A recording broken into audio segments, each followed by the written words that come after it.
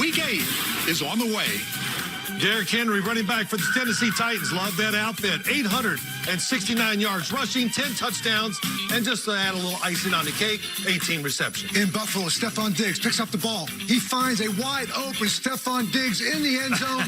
Touchdown, Buffalo. Good start for them. Diggs to Diggs like he's playing with his brother. Big Ben Roethlisberger has been a beast against Cleveland.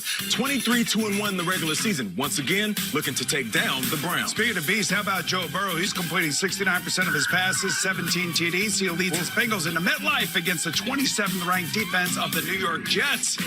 And is this Odell Beckham Jr. or is it Michael Jackson in his Thriller outfit? They have a throwing game against the Steelers. Happy Halloween. It's officially scary hours. Welcome to Week 8 in the NFL, where seeing is believing. If you haven't been paying attention, the league is all twisted and upside down. If today marked season's end, the Bengals would sit atop the AFC playoffs. The Cardinals were the league's last undefeated team. What's going on? Oh, no. I bet you didn't see that coming. The Patriots have the same number of wins in New England. We should be good here. As the Jaguars have in actual England. Come on. The Chiefs own the same record as the Panthers. But now Patrick Mahomes is the one seeing ghosts. Boo. And finally, the black hole has something to, cheer about? It's truly twisted indeed. Spooky season is upon us. Perhaps it's best to embrace it.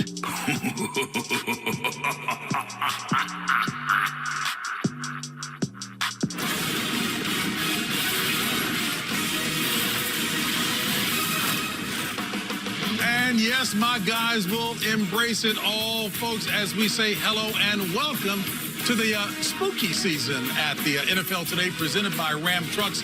I'm James Brown, and even though Sammy's got Haunted Bill, you know me, I'm square. I think these are the hallowed halls of Studio 43. I'm joined by my colleagues, Super Bowl MVP, that will be the handsome Phil Simms, the Hall of Famer himself, Bill Cowher, and also therapist, the award-winning Nate Burleson. Well, I'm not coming at you right now, Nate. I'll do it later. And, of course, the multi-talented MVP formerly in the league. That would be Boomer Esiason. What did Boomer just do, Nate? Yeah. Picked his nose. I don't know what that was. Today's Fright Fest features some of the league's best, some looking to exercise their demons, if you will, while others want to show their teeth. So let's strap it in. It's an AFC South Halloween showdown, and Derrick Henry doesn't need a costume to continue his role as a wrecking ball as he and the Titans head to Indy to take on Darius Leonard and the Colts.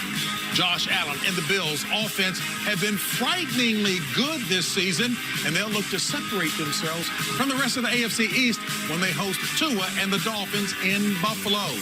The old black and blue AFC North has been a scary place for opponents this season, and with the Ravens on a bye, the Steelers and Browns battle it out in Cleveland, while the Bengals look for their third win in a row as they take on the Jets. And joining us now live from the booth in Cleveland, where he'll be calling today's game. You know what? I can't even call him a name. I can only say the effervescent Tony Romo. I don't want his wife on my case. Tony, Baker Mayfield returning to the Browns team as he deals with a shoulder injury. What are the realistic expectations for him? Well, I think realistically he's going to throw the football fine. I mean, just watching him out here, he's throwing it just like he always does. They talked about the pain tolerance. They're going to do things to obviously offset that, and hopefully he'll be able to go and play the whole game. But I really want to see him take a hit early. In his brain right then, he's going to say, ouch, this hurts, this is uncomfortable the rest of this game. Or he's going to say, oh, I'm okay, I can do this. And then he'll stand in there, take hits on third down, and do the plays that winning quarterbacks need. Hey, Tony, I think you'll agree the AFC North is home to some of the toughest teams in the league. What are your thoughts on the division and the surprising play of the Bengals so far? Well, the division is very deep, and we've known the Steelers have been there for such a long time, and the Ravens have been good. The Bengals are stretches. But right now, the Bengals are the #1 seed in the AFC. That's shocking to anybody at this point in the year who actually looks at that. But they are deep, and they have a talented quarterback, and he keeps making those winning plays that I just talked about that you need out of your quarterback. And late in the game, Joe Burrow is going to throw the ball, and Jamar Chase is going to catch it, and he's very explosive. This is a formidable unit. Hey, Tony, that was an approved way to introduce you, right? You're okay with that, correct? Oh, yes. I'm very good with it. I like it. I think it's a good thing, I think. I love it. Hey, knock him alive today, buddy. And you know what? Boom, the return of Baker Mayfield. Look, you guys have experienced this before, so talk about what he's going to be doing. You know, he's got 3 different injuries in that left shoulder. So what is he going to rely on? He's going to rely on the #1 rush team in the NFL, led by Nick Chubb. So Tony's right. It's about pain tolerance. They'll take mitigating circumstances to try to minimize the pain. Oh, take a look at this. This is what he can fall back on. And this is the good news for the Cleveland Brown fans, because you got a dynamic duo back there. Dearness Johnson actually had a great game on Thursday night against Denver. So they're going to hand the ball off a lot. I would be surprised if Tony Romo, if things go right in this game, Tony Romo, that Baker Mayfield should throw less than 25 times. That's what I believe. But speaking of throwing the ball, some of those passes are going to go to Odell Beckham Jr. And I know he dressed up as Michael Jackson. There's a couple of Michael Jackson songs that come to mind when I think about Odell and where he's at in Cleveland. Do you remember the time when he was a smooth criminal with cleats on? I mean, that was the way he made me feel. But will they ask him to beat it before the trade deadline? Because right now he's the most targeted wide receiver for the Browns. All jokes aside, he hasn't had a 100-yard game. He hasn't gotten in the end zone. I'm not saying this as a shot to Odell. I'm just saying that it's not always good player goes to good team and it's a good fit. Maybe this just isn't working. He's not the same receiver he was when he was with the Giants. He can go somewhere else and play better for another team. Yeah, I'll be interested to see his production. But when you go into the Pittsburgh Steelers, if you remember that playoff game, they threw the ball 68 times, 4 interceptions by Ben. But these last 2 weeks, they have been gotten back to the running game and the passing game 50-50. Ben, 0 interceptions. And now Najee Harris has averaged 100 yards and 23 carries a game. So you're getting back to an offensive identity that fits this football team, which is what? Run the football, play action, throw the ball down the field to Chase Claypool 3 or 4 times a game, and lean on what your strength is, and that's the defense. You run the football, it shortens the time the defense on the field, because they're still the best part of their football team is the defense. Sounds like you want to coach the team again, man. That's what they did. But, you know, look, you talk about that defense. It starts with T.J. Watt. He single-handedly won the game this past week against the Denver Broncos. He had a couple sacks. He batted a pass down. He caused a fumble in overtime so they could kick the game-winning field goal. Then you take Cam Hayward inside.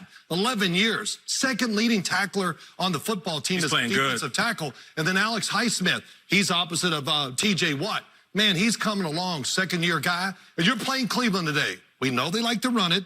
They're a play-action team. To me, the Steelers, I know how they play.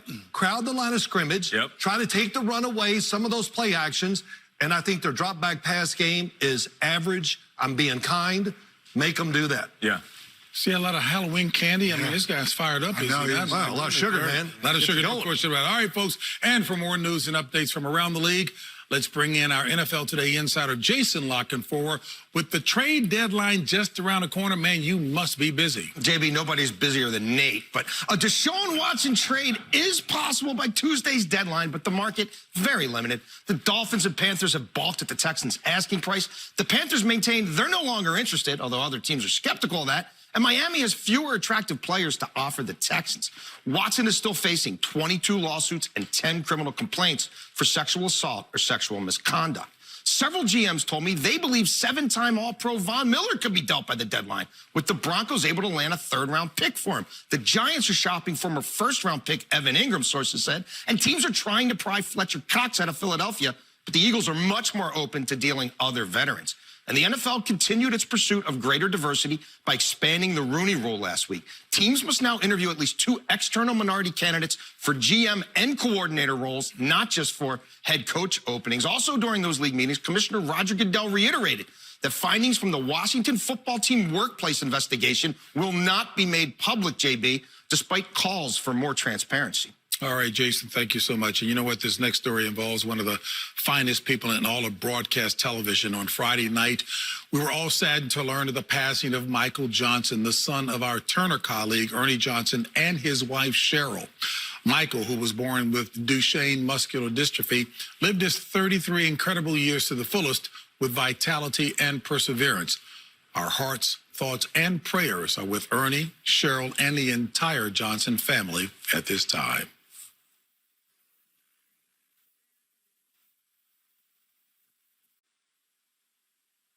The NFL Today on CBS is presented by Ram Trucks, Motor Trend's Truck of the Year for the 3rd year in a row.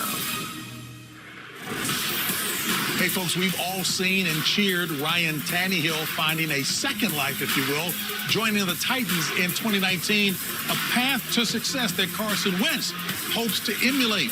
So perhaps it's poetic that these two find each other on opposite sides of a division rivalry, especially today in what's been deemed a must-win game for the Colts. Derrick Henry is a bad man. Henry turns it up, runs into the end zone. Tannehill firing deep left side. Here it comes. What a catch! Yeah. Wentz going for the home run. Michael Pittman, touchdown! Taylor starts right. Here's the left, touchdown! Jonathan Taylor. Picked off. Darius Leonard, the maniac. The Colts have a touchdown. Special teams. Never stop. Running to the top and never stop. Henry, that's getting something going. Paul Taylor down the far sideline. Tennessee is rolling. I-N-D-Y. Never stop.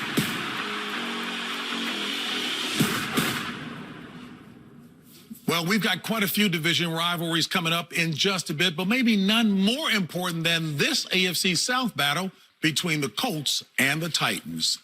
All right, thank you, JB. When you talk about this game, first you got to talk about Ryan Tannehill, the best play-action passer maybe in the NFL because they have a good running game, and when they're open, this guy doesn't miss them. When you talk about running the football, both of these can't.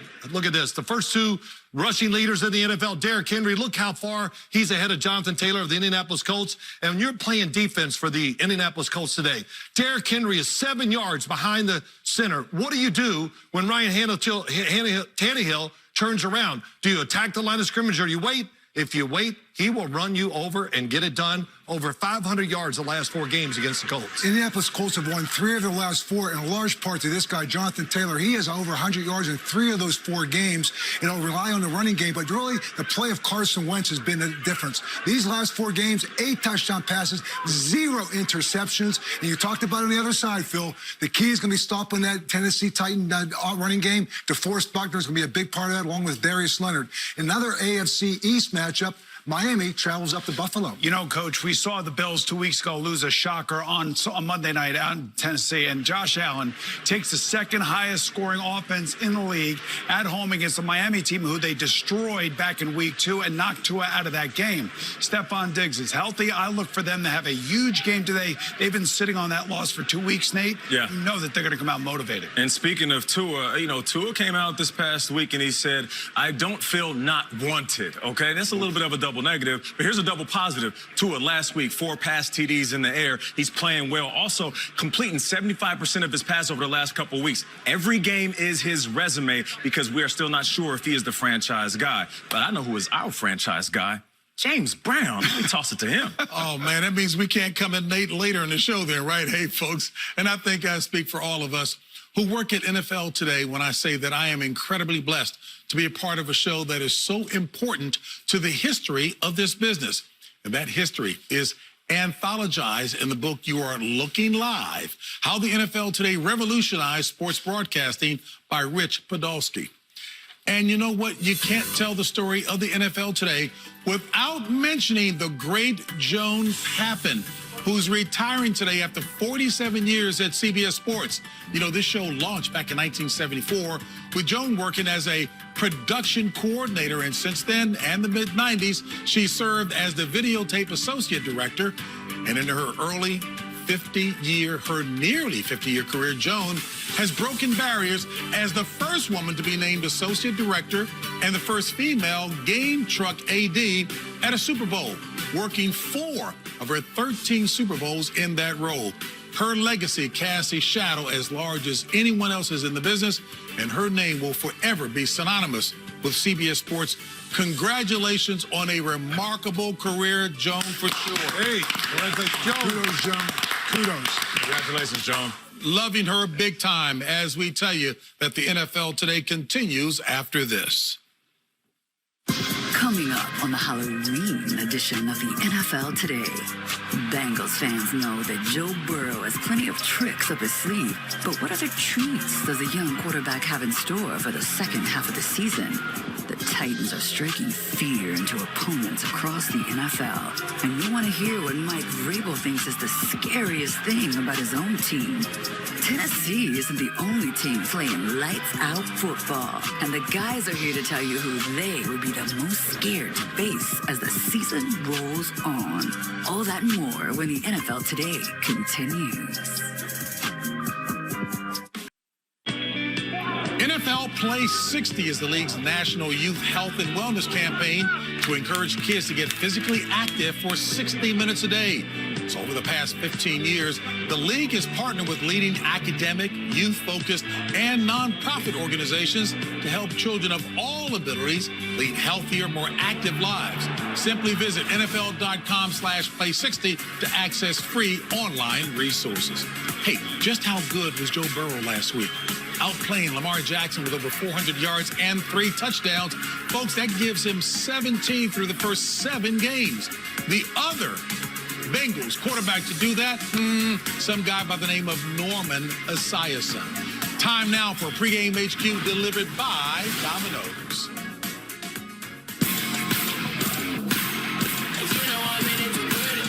It's time to go. Let's go. The Joe Show. Dropped it perfectly. Touchdown!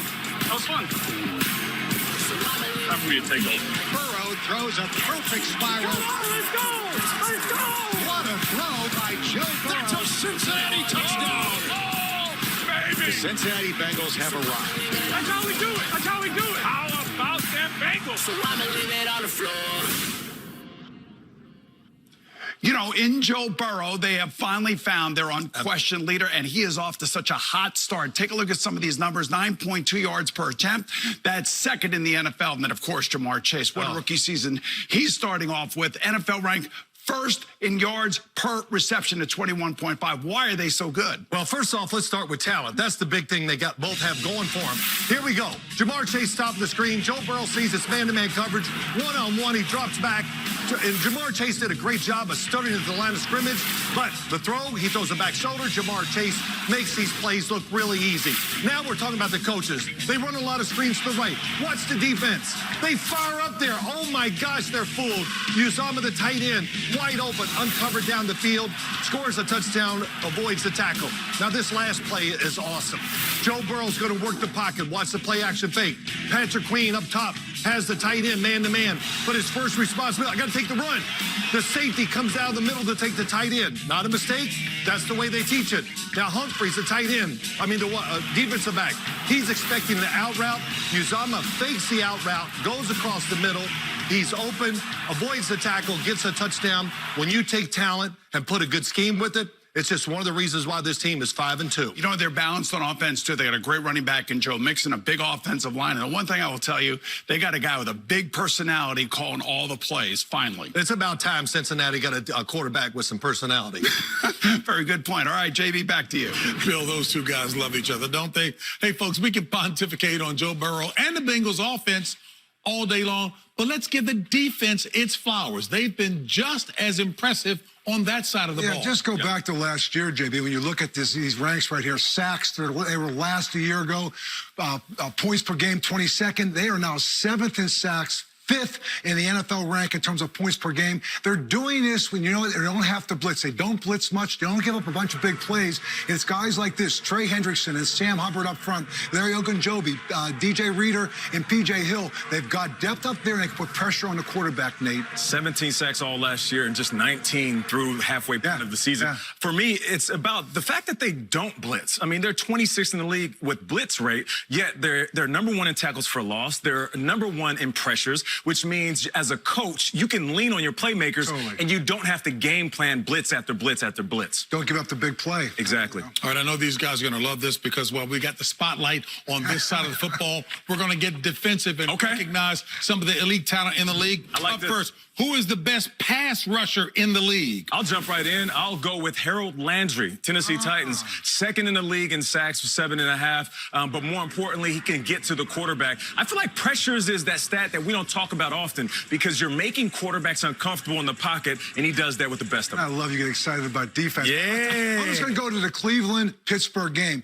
I'm going to say Myles Garrett. You talk about what he can do and what he's done leading the league right now in sacks. I'll tell you, the guy on the other side, you judge for yourself today. T.J. Watt, he's not too bad either. The best defensive back in the league. Oh, I'm going to say Jalen Ramsey. And I know I sit there not talking about interceptions because you know why? Don't you throw at that boy. Because I'll tell you what, he can shut down anybody. Jalen Ramsey, to me, is the best cover corner in the National Football League. So there is a guy that they're throwing at, and quarterbacks are paying the price. That's Trayvon Diggs. As soon as that ball goes up in the air, he turns into his brother, Stephon Diggs, and he's a wide receiver. He has 7 interceptions, 6 interceptions in 6 straight games. How about that for playmaking? That's impressive. Best team defense in the league. I'll go with the Cardinals. I know offensively they're like a track team, but defensively they're doing the same thing. You're familiar with Marcus Golden and also Chandler Jones on the defensive side of the ball that can get to the quarterback. Also, Isaiah Simmons, the young playmaker, starting to do his thing. And on the back end, guys like Budda Baker really make this defense fast on every level. I sit there and I just look at the Buffalo Bills. You talk about them from the front end to the back end. They don't give up big plays. They play well together. You're talking about Sean McDermott and Leslie Frazier, the defensive coordinator. They are so good together, JB. It reminds me a lot like me with Dick LeBeau. The calm in a room was Leslie Frazier, and I was the guy that kind of created the storm, and that's what Sean McDermott is up there. So, you know, what you have, I think, is a great combination up there, and they play so well. Coach said, I am the storm. Yeah, exactly. The calm of Frazier, the storm of Bill. Hey, folks, we're kickoff just about a half hour away. Time to set the scene at your game as we take you out to First on the Field, presented by DirecTV Stream for the latest news and updates on your matchup.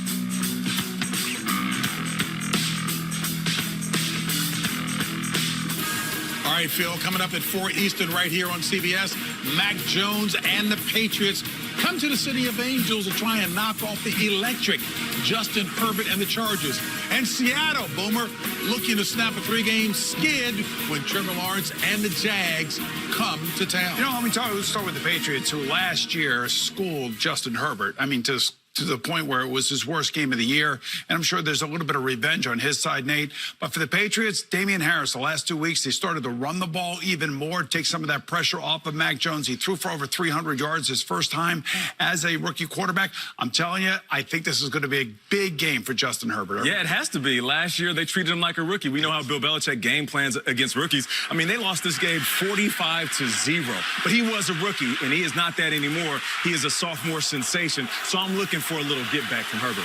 You know, talking about Jacksonville going to Seattle, they went to England one time. Now it's going to go to the other side of the country and go to the Seattle. They still not won in the United States, but you know what? They're coming off their best game. And honestly, Trevor Lawrence, in these last 3 games, has only thrown 1 interception.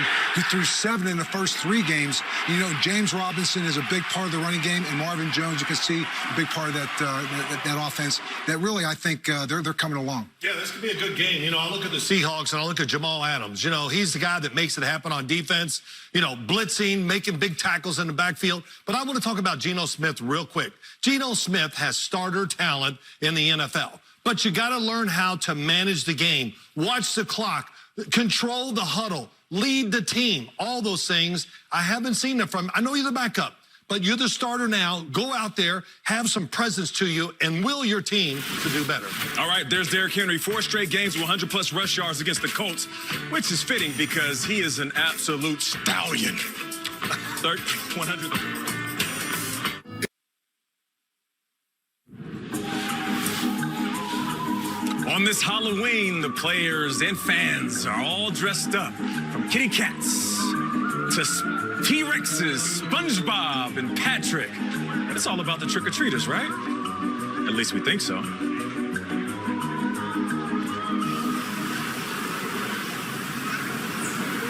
Coming up next on the NFL Today, trick-or-treating with an NFL twist. Oh, great. Another wacky NFL pregame show Halloween skit. I can't wait. Wonder what they'll do this year. Let me guess. There's a cute little trick-or-treater dressed like an NFL player right behind this door. What do you know? It's Patrick Mahomes. Trick or treat. Enough with the no look. Look at me. Eyes right here. Never mind tricks, never mind treats. I'm going to give you some truth. Let me see that bucket. Just what I thought. A lot of paydays, and now you've added some Butterfingers. I'm going to give you some gum so that we can stick it on the ball one of these weeks. Here you go. Intercepted. Don't you hate that? Now get out of here. Trick or treat! Well, reunited. Hey, Coach, I got to tell you, there's a rumor going around the neighborhood here that all those ring pops in your bucket, that guy put them there. And as for you, Tales from the Crypto, you are taking this candy and you are eating this candy. I don't want to hear about it. Consider it a performance-decreasing drug. Give somebody else a chance for once. Go try the Mars bar. I believe it's named after your home planet. Get out of here. Trick or treat! Hey, little buddy. Look at you. You got big. You want to know what I've got for your bucket? What? A bucket list. And it's only got one thing on it. Win a game that anyone's ever going to remember. Got it? Yeah. Get out of here. Trick or treat. You got to be kidding me. Big man, you are way too old to be trick-or-treating. Look at you. You don't need M&Ms, you need an IPA. What are you, 30? I'm 11. 11? If I wanted a joke, I would just have you tell me that the Titans are going to win the AFC. I want you to get out of here and try not to break my gate when you smash through it, okay? 11.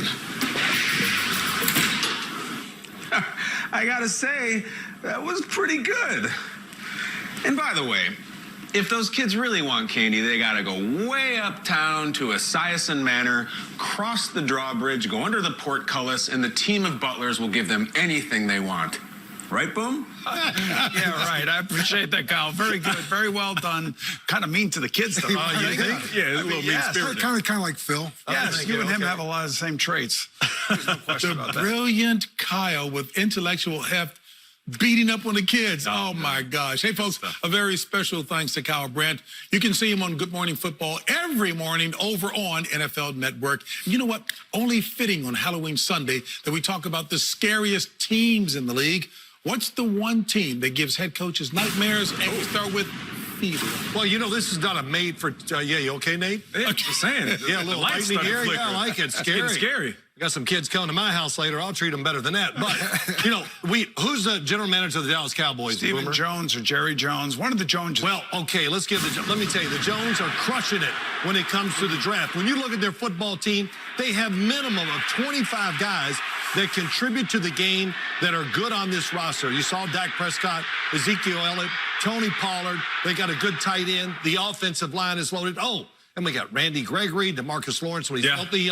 Oh, they drafted Micah Parsons and then Trayvon Diggs. I mean, how's that for drafting well by the Dallas Cowboys? I hear you on that. For me, though, you're talking scary. Nothing is scarier than an old man with grown man strength that knows how to beat up on all the little kids. That's Tom Brady right now.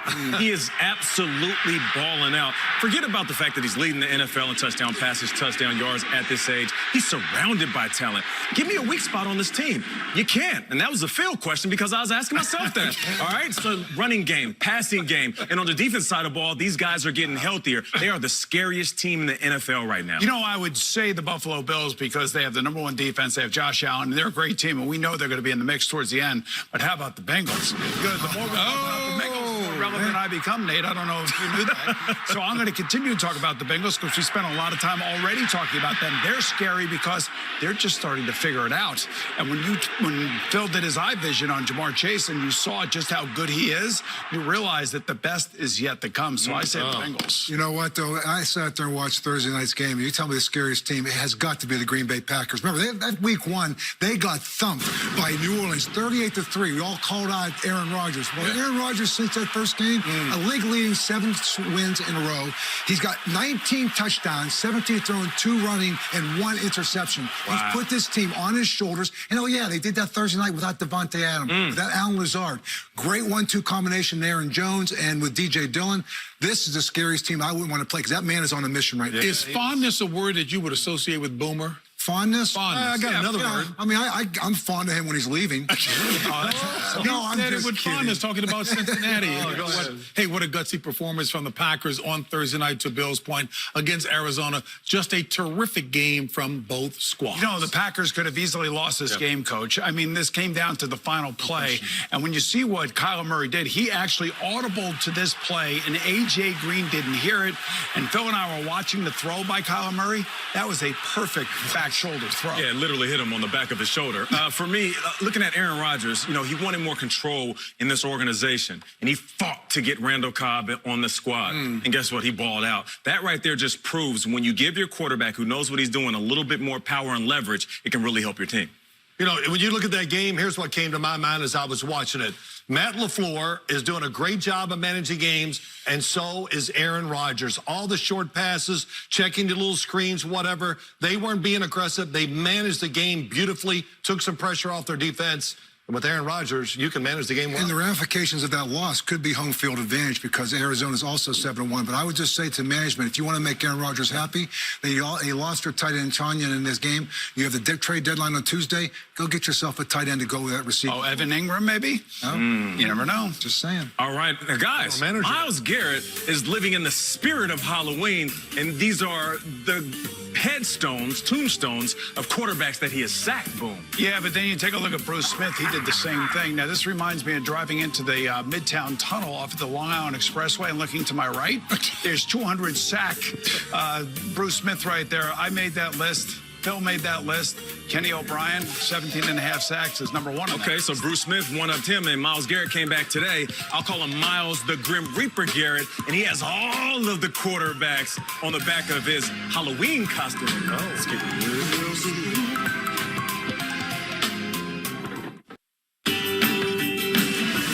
The NFL Today is sponsored by Modelo, brewed for those with a fighting spirit. Domino's, get great deals on pizza, bread twists, chicken, desserts, and more. And by Ram Trucks, Motor Trend's Truck of the Year for the 3rd year in a row. The Tennessee Titans awarded the NFL's Digital Divide Grant to Youth Villages, which is a nonprofit that helps kids with emotional and behavioral problems as well as assisting their families. The grant, by the way, provides resources to purchase technology to bridge the digital divide. There's T.J. Watt of the Pittsburgh Steelers. He plays with great energy, has 7 sacks so far this year. Watching when an offensive tackle puts their arms out, he can chop them down. How about a trade and sign from the 49ers to Forrest Buckner, the disruptor, in the middle of that defensive line for the Indianapolis Colts from last. Great job by GM Chris Ballard. And there goes Danico Autry, a career-high QB hits this season. A little bit of a revenge game. He played 3 seasons with the Colts. For more on Danico's coach, Vrabel, let's send it over to our coach, Bill. After knocking off the Bills and Chiefs the last 2 weeks, the Tennessee Titans have looked formidable as one of the best teams in the AFC. But head coach Mike Vrabel doesn't want his team to get ahead of themselves as he keeps them focused on the bigger picture. What a win on Monday Night Football for the Tennessee Titans. Mike Vrabel and the Tennessee Titans are riding high. We're 7 games in, so long way to go. Thanks, guys. The last 2 weeks have been very impressive wins. You beat Buffalo, you beat Kansas City. You seemed anything but happy after the game. What was the message to the team? I'm sure it was somewhat, let's temper this, people. Well, I think we all expected to win. Like, we go out there and we prepare all week, and, you know, my mind was already on to the Colts. So the message to the team was, let's enjoy it, but let's focus on the Colts and what we have to do and not make this be some Super Bowl victory in the middle of the season. So there was a shot we had last week of Derrick Henry getting off the bus coming into the stadium. And I'm thinking to myself, wow, I have to tackle that guy all day long. And I went back and started thinking, I had Jerome Bettis, we called him the bus, right? You have Derrick Henry. What would you tag him?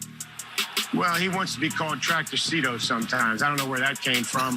But, you know, he is very unique, and Jerome was unique. You know, Jerome was you know, big and almost, you know, round to a point. But he had these quick feet, and he could run over you. Derek is a speed guy that has great length for a running back. You don't really get to see that. He's really perfected his stiff arm to keep people from getting into his body, and he's worked hard at that. Derrick Henry is a bad man. Tell me about where you are in this fourth year as opposed to where you were in your first year in terms of you being a more experienced and better coach. I think the first year you think, oh man, we're going to have some great scheme, and it's all about scheme. It's not about scheme. It's about, you know, figuring out and making decisions that are best for the team, trying to gain a personal touch. It's about the players, you know, holding each other accountable. Those are things that win, not plays. And, you know, it's all about the players. You know, and so many people have been a part of your development, I'm sure, your philosophy as a coach. So on that note, I'm going to give you a name, and now give me the first thing that comes to your mind. Okay? Okay. All right. Bill Belichick. Bill Belichick. Detailed. Nick Saban. Prepared. Consistent. Bill Cowher. Careful with this one. The chin. The jaw. I used to have to look at that thing as a 21-year-old kid, and it would scare me to death. Now I'm not quite as scared of it. All right. Tom Brady. Pretty boy. You know, so he's thrown over 600 touchdown passes. How many of those touchdown passes did Mike Vrabel catch? Do you remember? Oh, probably 8 or 10. Oh, you do remember them. Well, there was only 12 of them. It wasn't like I caught 127 touchdowns. I'm not Randy Moss or somebody. Who is that guy? Who is he? Yeah. Yes. And when you think about Mike Vrabel, he is definitely a reflection of their football team. They've taken on his personality. They're smart, they're tough, and they're resilient. And I know the one thing he's made a concerted effort to do is try to improve that defense too, Phil. Well, he has done that, Bill. You know, they are just like him. They're mad as hell when they go out there and play. Danico Autry, a free agent signing, 3.5 sacks. He is just a disruptor with power. They have Jeffrey Simmons up front. Man, he is a big man. And then the speed is Harold Landry from the outside. He has 7 sacks. This is a make-or-break game for the Indianapolis Colts and head coach Frank Reich. You know, they fought back now and got into the mix here. They're 3 out of their last 4, and Carson Wentz is playing his great football right now. And this is an underrated defense, guys, led by the animal himself, Darius Leonard. That's right. He's a maniac, that's for sure. And look at those numbers. 2+ pass TDs, 0 interceptions, you know, in 5 games for Carson Wentz. The most important thing is those 0 interceptions. He's not forcing the ball and doing too much. Jonathan Taylor, though, keep your eye on him. Second in the league in rushing, has never scored against the Titans. All right, Nate, and Mike Vrabel's former team, the Patriots, are in action against the Chargers. Later today in last year's meeting, Bill Belichick's squad had a field day with Justin Herbert. That was a 45-0 rout, as Nate referenced earlier. Different results expected this time? Well, it's going to be a different game, that's for sure. But, you know, I'm going to talk about Mac Jones, the quarterback on the other side. Everybody kind of talks, oh, he's throwing short passes, this and that. Listen, this is what he has learned to do his whole life. He is getting rid of the football. He finds the second and third receivers faster than anybody in the NFL, and he is dead accurate. That's what he does. He's never going to be a power thrower, and he's a little better athlete than a lot of people give him credit for. And Justin Herbert is right now a better quarterback than he was a year ago when he got that beat down. But I think the other side of it is right now the matchup is going to be Damian Harris in that running game. He's had over 100 yards the last 2 weeks going against a 32nd ranked run defense in the LA Chargers. So that's a matchup to keep your eye on. It may not match up well for the Chargers, but the Chargers can score a lot of points, which can take away potentially that running game. Time for upset specials. Boom. We start with Phil. Oh, shoot, I forgot who I got. I got the New England Patriots today over the Los Angeles Chargers, and I think I'm undefeated. Okay, you keep thinking. Check the record. So I'm going to take the Pittsburgh Steelers over the Cleveland Browns. They're coming off of a bye week and have won 2 straight. I like their identity on offense. Yeah, Phil is 4-1, actually. He's not undefeated. All right, so I'm going with the Tennessee Titans. Right now, Derrick Henry is running like a runaway train. Phil is 2 and 3. He's not. Wait, Come on. I am taking the Detroit Lions over the Philadelphia Eagles. Polar opposites on the sidelines. Nick Sirianni versus Dan Campbell. And I hope Dan Campbell finally gets a win. Why is Phil continuing to talk about Nate's suit? That looks pretty doggone good. Because I have an orange couch at my house and it's missing a section. That's why. Hey, good. Action coming your way. When next? Next!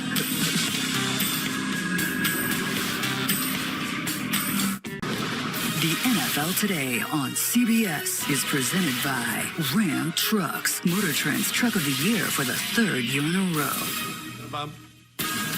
Coming up later today, Nate, the young quarterbacks are on full display, starting with a head-to-head matchup between Mac Jones and Justin Herbert as the Patriots visit the Chargers. And then Trevor Lawrence makes his first trip to Seattle, that for a showdown with the Seahawks.